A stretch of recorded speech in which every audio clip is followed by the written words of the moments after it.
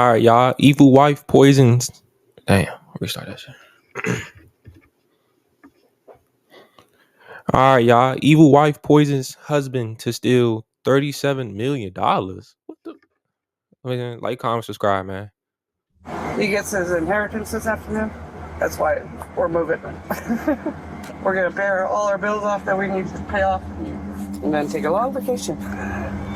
Less than 24 hours from this footage, Ina Theakanoyer's husband, Steve Riley, was life-flighted to the hospital due to a sudden sickness that immobilized his body.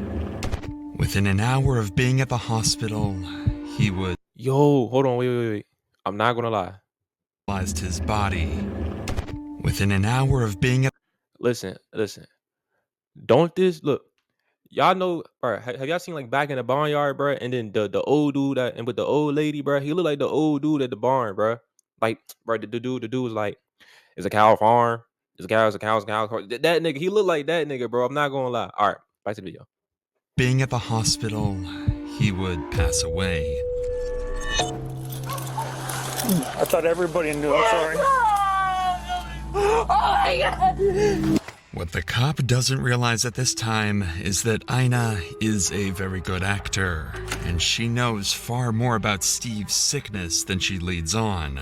You see, Steve was less than an hour away from cashing in a $37 million inheritance payment when he became fatally ill. And as the multi-week investigation would progress, detectives would quickly discover that Steve's death was due to poisoning. Someone had killed him, and everyone close to Steve all had dire needs to claim his newfound fortune by any means necessary.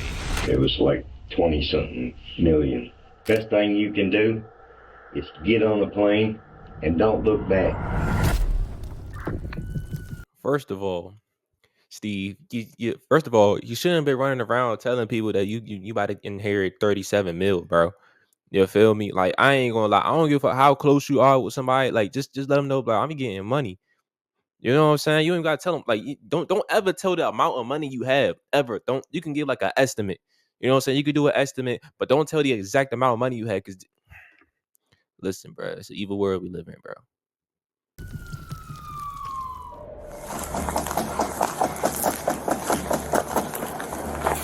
Police department. It's the police department. It's not Chad. This body cam was recorded the night before Steve Riley's death. Steve and Ina's drunken neighbor had been harassing them and other residents of the neighborhood, so Ina called 911 to de-escalate the situation. What makes this specific footage interesting is not the situation with their drunken neighbor, but rather what Ina would tell police after her $37 million inheritance fund that she's just hours away from cashing in. Sorry. You thought it was Chad? Yeah. Who was Chad on? Trying to kick in everybody's door. Who was he He on here was busted to my light. And look at the garbage cans. Who was he fighting with out here? My fiance. He went for a walk. Cool down. Who's your fiance? Steve Riley. Steve Riley? Yeah. Okay. What's your name? I'm Ina. Okay. Is your fiance hurt at all? He got gash on his forehead. Okay. You know, we just want to talk with him too, just to make sure he's all right if possible. There's blood all the way over there. That's good. So what actually happened tonight? What were they fighting over? Chad was trying to kick in the door. Just for no reason, or just drunk. He does that. Where do you think your fiance would have went, so we could just get his side of the story real quick? Oh, I don't know. Does he got a phone on? No, we don't have a phone until this afternoon. But this is where Ina reveals something she shouldn't have. Their plans to pay off all of their bills, which had over the years been racking up. And she does this for one reason: to brag. He gets his inheritance this afternoon. That's why we're moving. We're gonna pay all our bills off that we need to pay off. His lawyer gets here today at 2 to sign the paperwork for his money. Okay. And then he's gonna go pay that, and his lawyer gonna pay the rest of his child support, and then take a long vacation. According to Ina, Steve is set to receive an inheritance from his late uncle tomorrow, which supposedly is enough money to turn their lives around completely. What police don't realize at this time is how enormous this inheritance sum really is. In 2016, Steve's friend had received a call from a man named Marcus Riley, who claimed to be Steve's long-lost uncle from Ireland. He had explained that he finally wanted to get in touch with his nephew, Steve. After connecting with each other, Steve had learned he was in line to receive an inheritance upon his uncle's passing, which was a sum of over $17 million at the time. This was enough to permanently fix the financial struggles he and Ina had been dealing with. A couple of years later, 4 months prior to the footage you just watched, Steve would learn of his uncle's passing from a British lawyer who had contacted him. Additionally, he would learn that his $17 million inheritance had grown to over $30 million due to his uncle's successful investments over the years. I kind of wish Uncle, gave up the sauce. You feel me? Cause how though? That's a big ass jump. 17 mil to 37 mil. Nigga, what was your uncle? What's your uncle company, nigga? I need the souls, bro. That's why Ina cannot hold herself from boasting to the police. Tomorrow, they plan to meet with their lawyer to officially sign the documents and claim the $30 million inheritance fund. The two plan to take the money and live with Steve's long-lost family in Ireland, quote, living in the castles. In less than 24 hours, Ina will be rich. So as officers leave for the night, Ina would make one final statement about how her life was about to change forever. If you want to step back inside, and then if Steve shows back up, we're going to try to look for him to get his side of the story as well. But if Steve shows back up, if you just want to give us a call or have him give us a call, we'll talk to him then, okay? Yeah, he's gonna stop by anyways, like I said. Sounds good. I've only been able to put like $5 on his fines, but at least it was something. Okay, But sounds good. we're gonna pay it all off, all at once. Perfect, thank you. Steve would return to his and Ina's apartment that night, and the two would patiently wait, not being able to sleep, as they counted down the hours until they would receive their millions. The plan to receive the funds was simple. At 2 p.m., the group would go to the airport to meet their lawyer, who was flying in with their inheritance paperwork. Ina and Steve obliged and would arrive at the airport alongside their two friends, Billy and Wes, before patiently waiting. However, while they were waiting for the lawyer's arrival, Steve would become extremely sick. He would claim feeling drunk, even throwing up in the airport bathrooms. His heart rate was rapidly increasing, and his condition worsened to the point where Wes decided to take him home to help him treat his sickness. Ina would wait at the airport for the lawyer to arrive. However, he would never show up. And after a couple of hours with no lawyer, no money, and a sick fiancé, she would return home as well.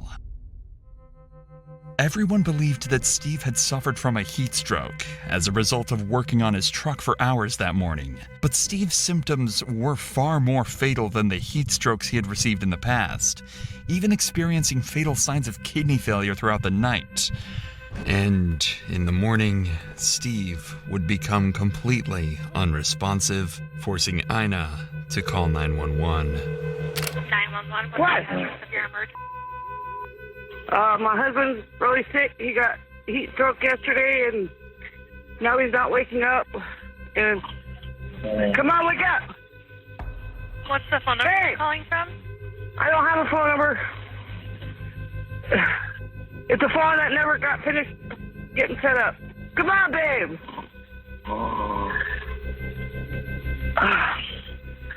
I've been trying everything. Ice, water. Won't talk to me anymore. He won't look at me. He won't open his eyes. Okay, Hey! I've got help on the way. Just keep an eye on his breathing, and if anything changes with his breathing, tell me immediately. Hello? Yeah.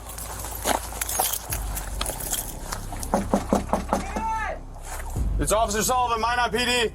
Yeah, hang on. By the way, he ran here yesterday. Working on the truck. Inside the home, officers would find Steve fully unresponsive, and they would drag him out of the house through piles of trash and filth. Quickly, he was rushed to the nearest hospital, but with his condition so poor, he would be flown to the St. Alexis Hospital to undergo more professional treatment. After Steve was flown to the hospital, Ina would explain to the officers that Steve had gotten a heat stroke, which caused his illness. The officers had no reason not to believe her story, so they would comfort her throughout the day as Steve was being treated. Unfortunately, Steve would never again regain consciousness. This is Billy Burkhead, Steve and Ina's neighbor, and he was with Steve and Ina the entire day of his sudden sickness, even working on the truck with Steve and traveling with them to the airport. Billy simply refused to believe that Steve's death was caused by heat stroke, especially since Steve seemed perfectly fine all day until they reached the airport. Instead, Billy suspected something far more sinister and wanted to share his theory with the detectives. So, the day after Steve's death, Billy would call officers back to apartment 912A to detail his side of the story. We think she poisoned him. Oh, I'm almost sure she poisoned him. So what's your plan right now? We're making sure nothing goes. Because you know when they go to jail, they die. I mean, People come and clean well, how out. long are you going to stay here? I'm gonna stay here until the sun gets here. Oh. When's the sun supposed to get here? He's not dead. I told you. Stop! He's not. He's dead. I just killed his son. And he was poisoned. Billy's explanation for Steve's death is, well, horrifying. If Ina truly did poison Steve, then his symptoms would make sense, and would add up far more than the idea of him having a heat stroke. However, why would Ina want to poison her husband if they were about to live such a good life? Well, Billy seems to have the exact answer to that question. The other day, she threw all the stuff out the yard. From his house? Yeah, and he come out and he was holding his head down. And then we're supposed to go up to the airport and meet this guy because he's supposed to get quite a bit of money. Come back, we had to help him out of the car, had to help him in the house. And everything was fine until he come home. And then the next morning, she's throwing all this stuff out. She was supposed to call the ambulance. She never called the ambulance. Billy thinks that Hey, shout out to Billy. Yo. Billy on top of his game right now. Shout out to Billy. That nigga Billy locked in, bro. evidence was received, even going so far as to throw his belongings out of the house after they returned from the airport. Even worse is that Ina lied about getting help for Steve after they returned from the airport, pretending to take him to get treated when in reality, they never left the house. Unfortunately, Ina overheard all of this talk and decided to give Billy a piece of her own mind. I'm taking off. I'm not worthy of my husband. Dead or alive. Hey, stay out here. Hey, stay out here. I need to take a picture. Picture what? Billy. Why Here, with truck. Oh, you can sit over here. Steve collapsed yesterday. Mm-hmm. Went to the hospital. I found out he was poisoned. How'd you find that out?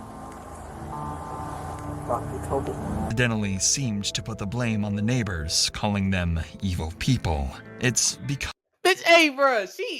Nah, bro. Cause she was eavesdropping. And she knew for a fact that Billy was on to something. And that's why she tried to like, oh, now all of a sudden he's poisoned. Like, nigga, what? Duh, bitch, you poisoned him. Like, what the fuck? Like, Ina, you hag.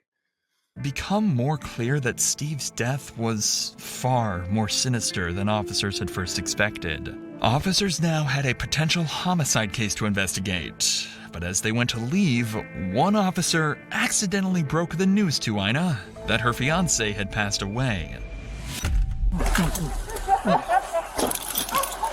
I thought everybody knew. I'm sorry. Don't tell me anything. Oh my God! I guess the sun is on his way here. Okay. Apparently the sun is on the way here. So. Some better. Yeah.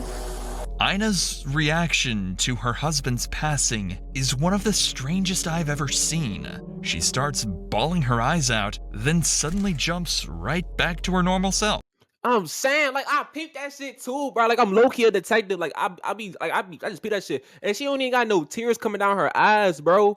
She has no tears coming down her eyes, bro. How you go from to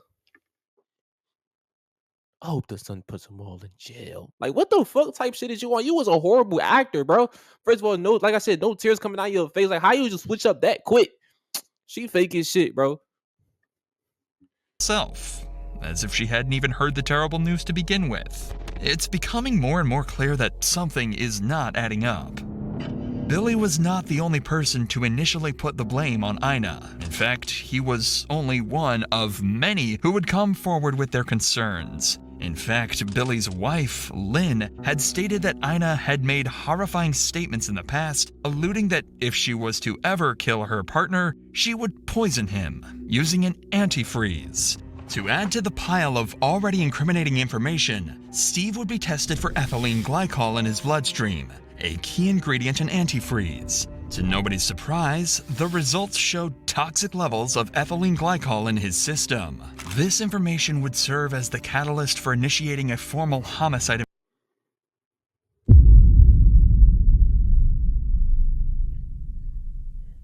Damn, Steve. What the fuck? What the fuck am I looking?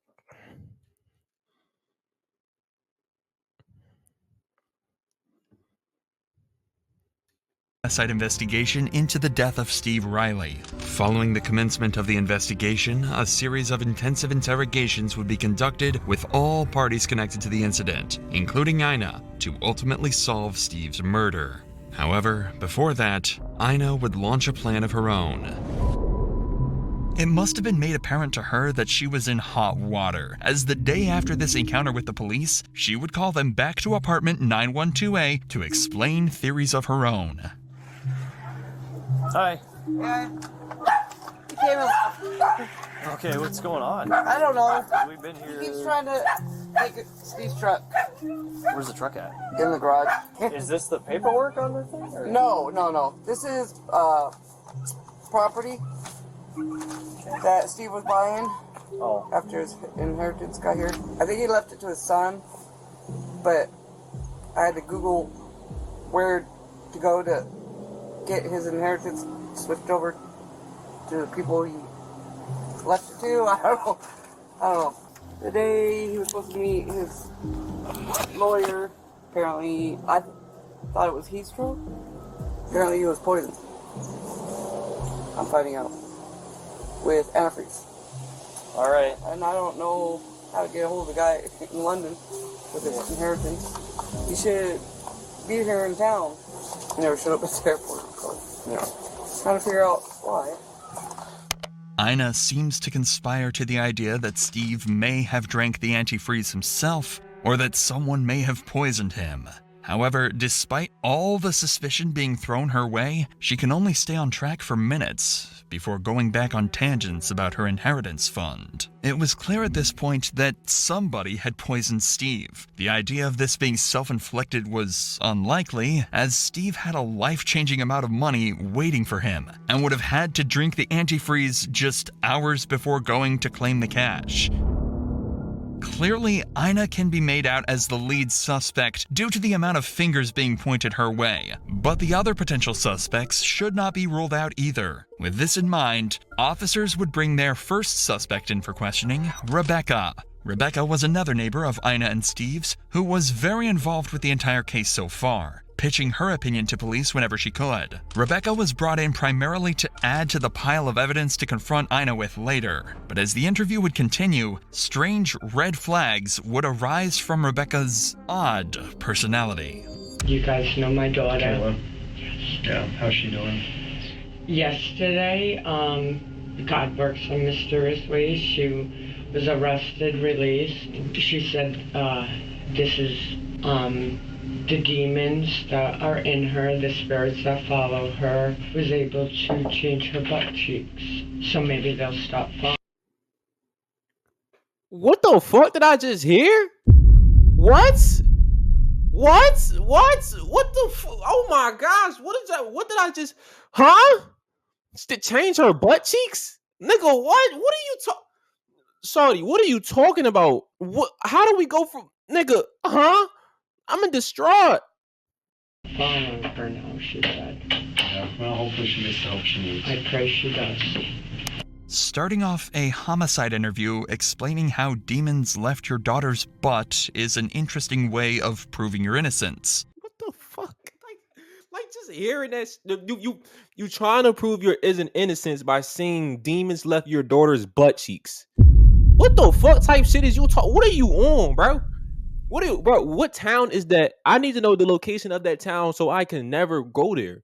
Cause all of you niggas are just fucked in the head. Besides Billy, you know what I'm saying? I listen. Billy done been listen. I know Billy done seen some things or been through some things, but he knows something that we don't. That's something about Billy. Billy knows something that we don't. Her fucking butt cheeks, though, nigga. What the fuck, bro? But the detective isn't here to judge, rather, to get to the bottom of Steve's death. So he'll ignore these strange remarks. Obviously, it sounds like you might know some things. I'm a nosy neighbor. It's good. I like it. Well, I know what cars belong, what cars don't, who lives in my neighborhood, who doesn't. Yeah. So yes. That's good. We're investigating Steve's passing just because it sounds like maybe there's something suspicious about what happened. Know, whatever I know. How long have Steve and Ina lived there that you know of? Approximately 2 years. Okay. How is their relationship that you know? The first year was, Steve was looking great, doing great. The past year, I don't know if she suffers from mental illness at times, but her mental state went downhill the past year. Okay. When you lose weight, when you're not acting right, shady stuff going on, you're not working. Okay. Yes, he was. Okay. And it got worse the past couple months. Okay. It seems as though Steve's life wasn't as straightforward as initially thought. Issues, having drug issues, weight loss, and possibly depression. Whether or not Ina was a large contributing issues is something they will soon learn, as this interview would become a pivotal piece of evidence, laying the groundwork to dismantle her defense entirely during the interrogation. And it got worse the past couple months. You think likely that theme, probably, like, whatever. Okay. Yes.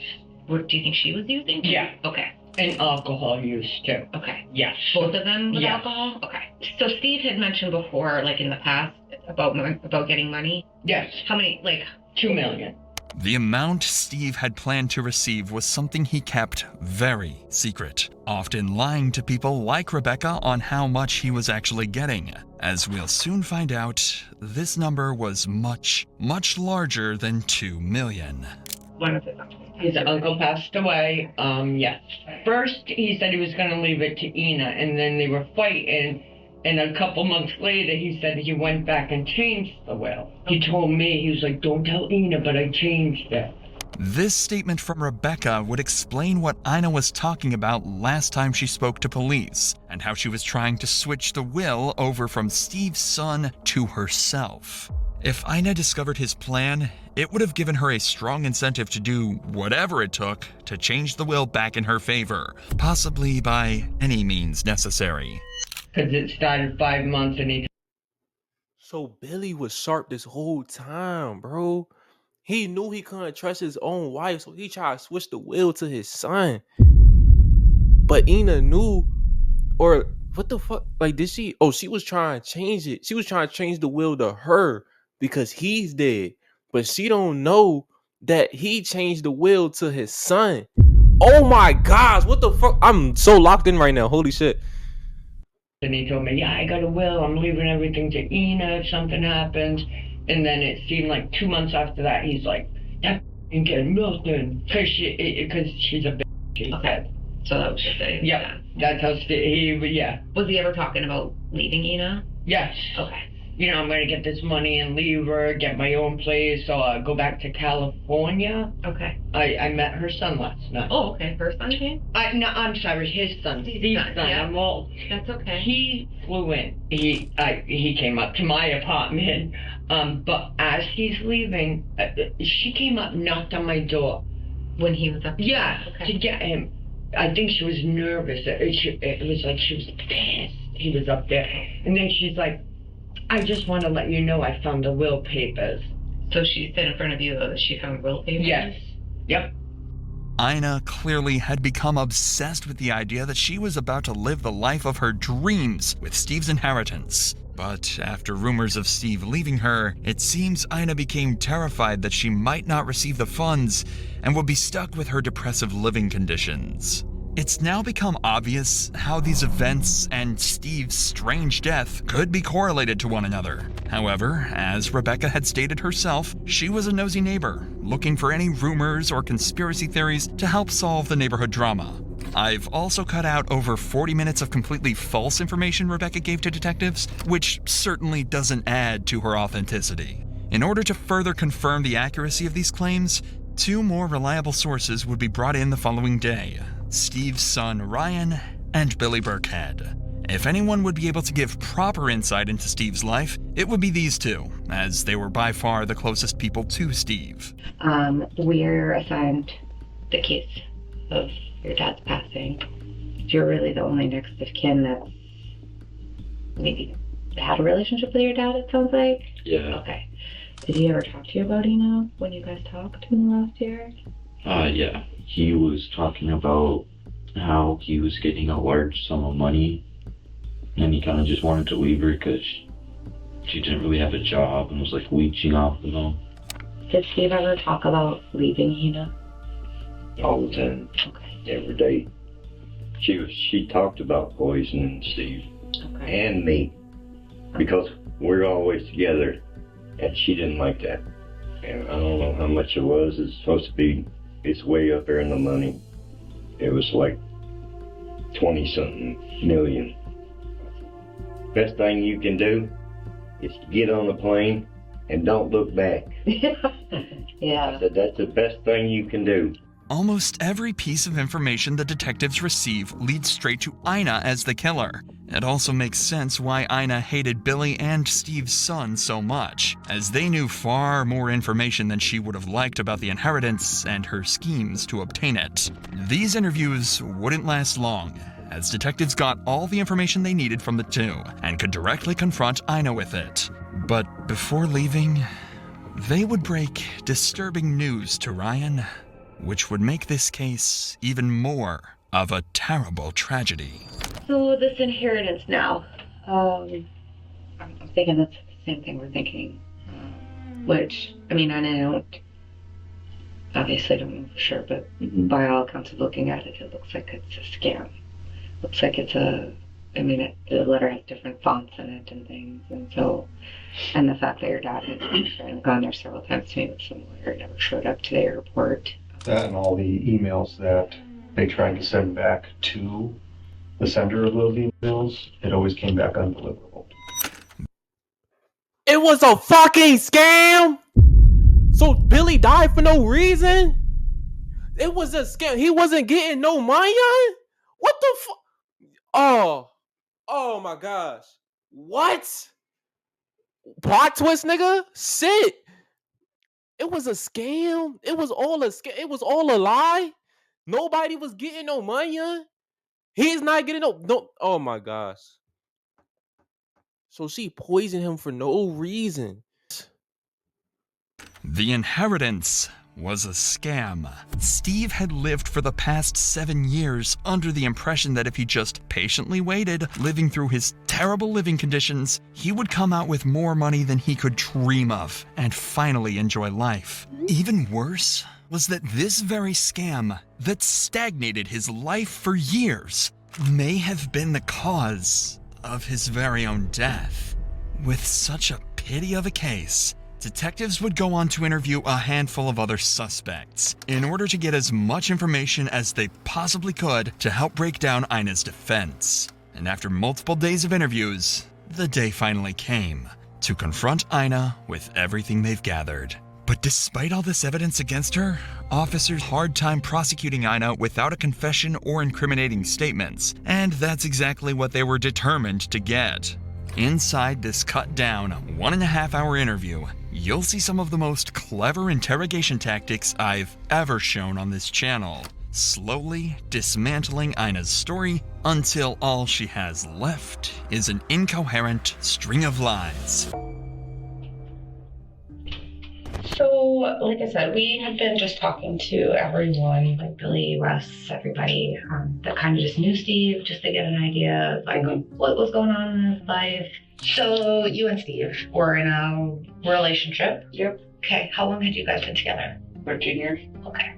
Where did you guys meet? Homeless shelter. In buffet dinner. In North Dakota? Washington. In Washington, okay. The detectives would go on to get more information about Ina and Steve's early relationship, but it wouldn't last long before Ina would start conspiring against Billy and others she wanted to paint as suspects. And I begged him to, stay away from him. We've even gotten into fights. To stay away from Lynn? Billy and Lynn. And okay. I don't like calling people nasty. Because he's tall and mean looking. So why would you want him to stay away from Billy and Lynn? Because they're really, really nasty people. Okay. Felonies, breaking into places. Okay. I knew they did more than pot, smoking more than pot. Did Steve smoke more than marijuana? No, he's allergic to marijuana. Okay. Me. Did he use other drugs? Not for the longest time.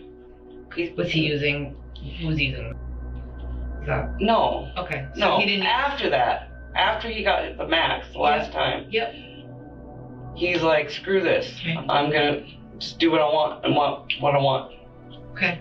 So that's when he started using? I think so. Okay.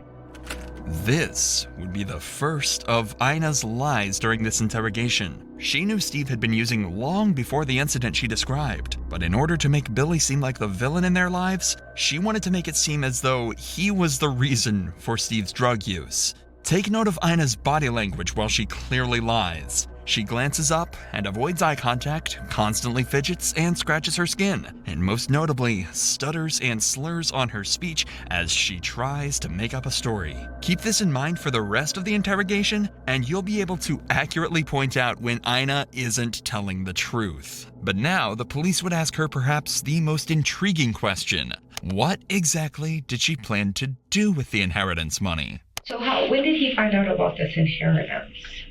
I want to say 4 months ago. Okay. So what is the inheritance? I know you had shown that first day Lieutenant Dake and I came, you showed us kind of that letter that was on Steve's phone. Mm-hmm. Is that's the inheritance? That was the letter? Okay. And he was talking to an actual lawyer, I guess. Okay. From London. So this lawyer reached out to him and said he's... I guess. I don't even know how he found out about it. It just appeared. Yeah. And he was reading that the money wasn't cursed or whatever. Every single person that went for the Riley money over there, even this 21-year-old, had passed away. Clearly, Ina is running out of resources to take suspicion off herself, and the detectives won't take long before making her abundantly aware of how horrible of a liar she is. But for now, they'd like to get some more information on this inheritance, and if Ina would admit to trying to claim it all for herself. How much money was it?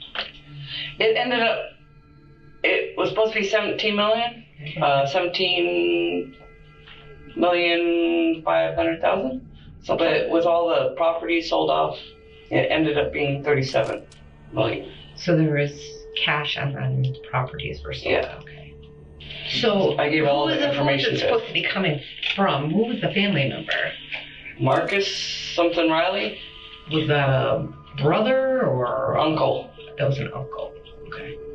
Did he live in Ireland? Okay. How does it get to? Is it starting to be that the lawyer is starting to give him like a time that he's coming to Minot? Yeah. That's pretty much when he kept saying, "I'm going to show up at this time." And Steve would ride down there, and he wasn't there. And then he'd get the email afterwards that he wasn't going to come until later and then later. Okay. The detectives would spend the next 25 minutes trying to understand Ina's timeline for the day they planned to receive the inheritance. Whenever she gave a time for when the group went to the airport, she would conveniently change that time entirely, just a few minutes later. But one detail would stay the same.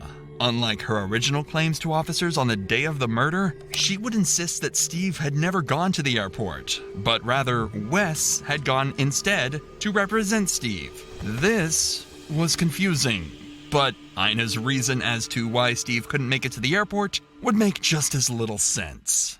Because he was drinking beer all day, he was working in the garage, he was spray painting his truck, with the doors and the windows closed, barely drinking any water. So he consumed almost a case of beer and... Oh, he can drink more than that. Pay attention to Ina here. She's carefully crafting a story to deflect suspicion, but the detectives came prepared. I've seen him drink a couple cases. But on that day... Yeah, it was a case of beer. From probably 6 or 7 in the morning until 2 in the afternoon, so 5 to 6 hours. Does that sound right? Probably. Okay. Did you drink anything else? Just a glass of water and his tea. I made iced tea because he begged for iced tea. Steve had no traces of alcohol in his system the day of his death, proven by a blood test and toxicology. So detectives know, clearly, Ina is lying through her teeth. So I just have a lot of concerns here, okay, and I'm just going to be honest with you. You told the paramedics when they were there that morning or afternoon that he had been drinking till 5 in the morning, that he had been consuming alcohol. That's on body cam. Okay, you said he was drinking all day the day before and that he drank his last drink at 5 a.m. Okay, and now you're telling me tea. That's not what you say on this video, okay? And you said that Steve was at the walk-in clinic. He wasn't at the walk-in clinic. Steve didn't want to see Wes anymore. Okay, but Steve wasn't at the walk-in clinic. He was at the hospital. He wasn't at the hospital. He just left with the ambulance when Wes showed up there. That's not what's been reported to us. Wes was there prior to. Yeah, the timestamps prove that. I want a lawyer. Okay, that's fine. Realizing she's running out of options to defend herself, and with the detectives closing in, Ina resorts to something surprisingly clever as a last-ditch effort, asking for a lawyer. Am I being arrested? Nope, you're not being arrested. We're just talking. So, but if you want a lawyer, we can stop talking right now. That's fine. But I'm telling you the God honest truth. I don't know what happened. I wasn't there. I wish I was there. I wish I was with him every second of the day that day. I wish I watched every single... But I'm not his goddamn mom. You asked for a lawyer, so we're just going to end this now. Okay, I'm not going to talk anymore. All right? You guys are so unbelievable. Fucking weird. The second Ina realized the detectives saw right through her story, she folded under the pressure and insisted on a lawyer. Ina had finally realized her game was over. Gotcha, nigga. Following this interrogation, Ina would roam free while detectives scrambled for concrete evidence that she had poisoned Steve. Ina would continue fighting for her innocence, making more deranged theories, such as Steve drinking the antifreeze out of shame that the lawyer was a fraud, or that she had too been poisoned just months prior. Unfortunately for her, police managed to file a search warrant on apartment 912A, finding multiple alarming items. An old Windex bottle without a cap, containing a bright green liquid suspected to be antifreeze, as well as a Coors Light bottle containing antifreeze, found in the garage Steve had been working in that morning. This exact Coors Light bottle was what Ina used to poison Steve with. Antifreeze contains ethylene glycol, an ingredient that makes the liquid taste sweet. By mixing this with tea, Steve was fully unable to tell this fatal substance apart from his typical morning tea. Additionally, by hiding the liquids in the dark Coors Light bottle, Steve was unable to see the bright green color of this drink. With all of this newfound, completely incriminating evidence, as well as the numerous lies and false claims Ina had told law enforcement, she would finally be arrested on October 30th, 2024. Oh God! I know. So she put antifreeze in everything? The tea, the beer, she put it in everything? She's evil, yo. Please lock up my house. Yeah, we'll lock up the house for you. I'll give you the keys, but We'll lock your house up for you. why me? So right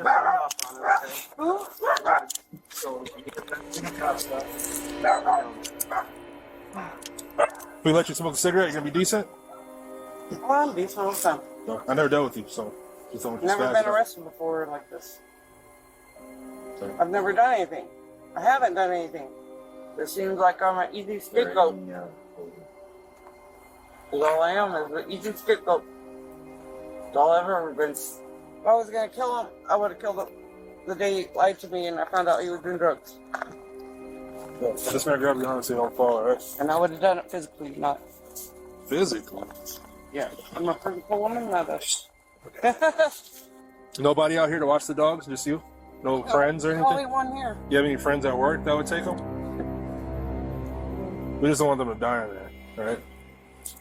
Why? How long are you holding me? We don't know. So we'll have our officers grab the dogs. We'll put a hold on them, alright?